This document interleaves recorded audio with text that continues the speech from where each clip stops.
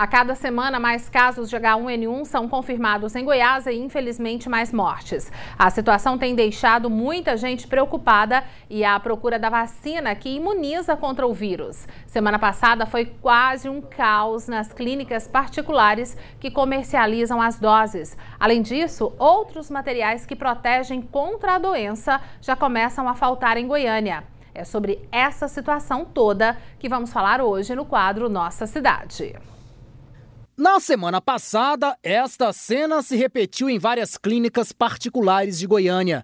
Enquanto o Ministério da Saúde não começa o período de vacinação, muitas pessoas pagaram até R$ 160 para se imunizarem contra o vírus da influenza, principalmente o H1N1, o mais temido. E olha que teve gente que veio de longe, como a dona Neuza, da cidade de Goiatuba, que fica a 180 quilômetros de Goiânia. Tem 3 dias que eu estava aqui, é hoje que eu consegui vacinar. Aí trouxe meus netos também, tá vacinando. Por que a senhora veio de tão longe? Uai, por Goiatuba é bem longe, não, 180 quilômetros. Mas lá não tinha vacina, não tem vacina. Diante da procura, muitas clínicas esgotaram seus estoques. Esta aqui no setor aeroporto colocou ao lado da calçada um caminhão com um imenso aviso num painel de LED que não tinha mais vacina. Em outras, muitas pessoas saíram frustradas. Tem que vir aí mais ou menos 5h30 para ver se tem, né? Ou amanhã de madrugada. Não conseguia. A informação é que tem que pegar uma senha, chegar amanhã às 5 horas da manhã, 6 horas, para pegar uma senha, para vacinar ao longo do dia.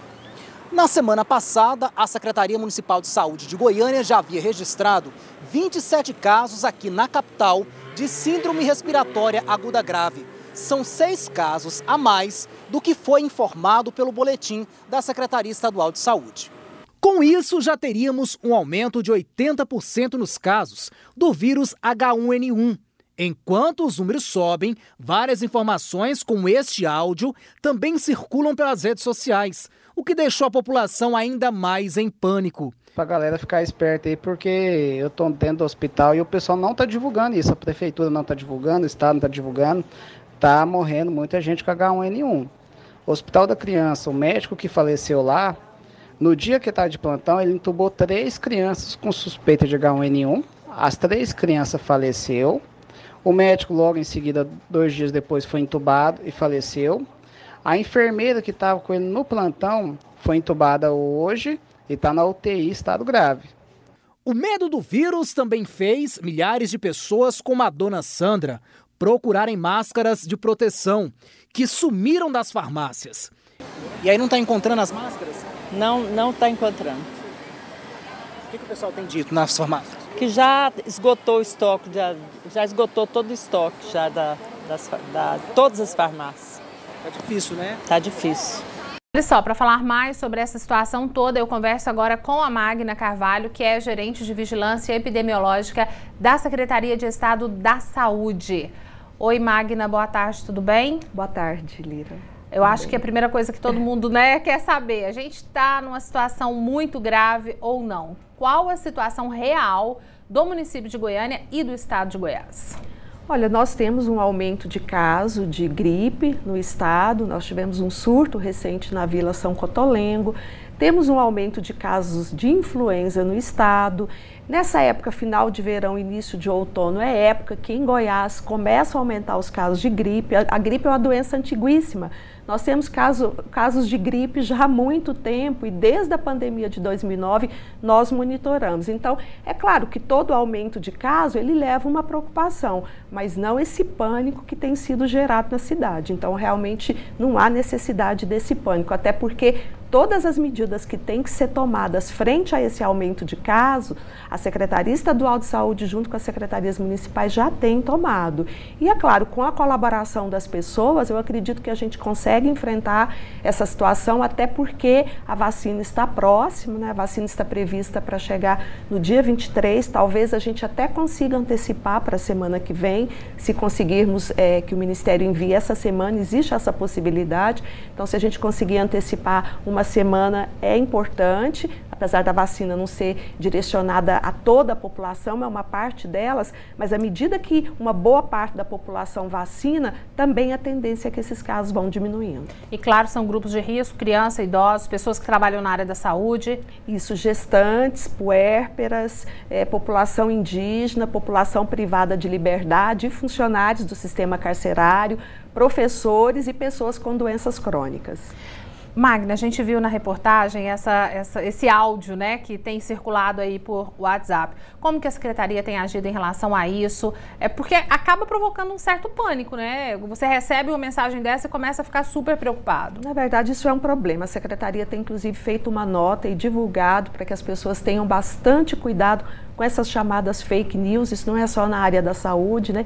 Infelizmente, aí as redes sociais, a internet, ela tem, é muito bom, tem trazido, né, muitos benefícios, mas também ela acaba trazendo prejuízo quando as pessoas não sabem usar. Então, a gente tem dito para que não compartilhe aquilo que as pessoas não sabem a origem, se é verdade. Então, tem muito fato que começa com uma informação e ela é deturpada à medida que essa informação vai circulando, ou ela começa falsa mesmo. Então, são muitas histórias de um novo vírus, que tá, isso aí a gente tem visto com frequência, que tem outro vírus muito mais agressivo do que o H1N1. Na verdade, é importante a gente dizer que os vírus que circulam aqui em Goiás é o vírus H1N1, o vírus H3N2, esse circula já há muito tempo, inclusive o ano passado foram 28 casos de influenza pelo vírus H3N2 e o vírus B. Então, são esses vírus que circulam, mas a vacina, ela protege exatamente contra esses 3 vírus. Então,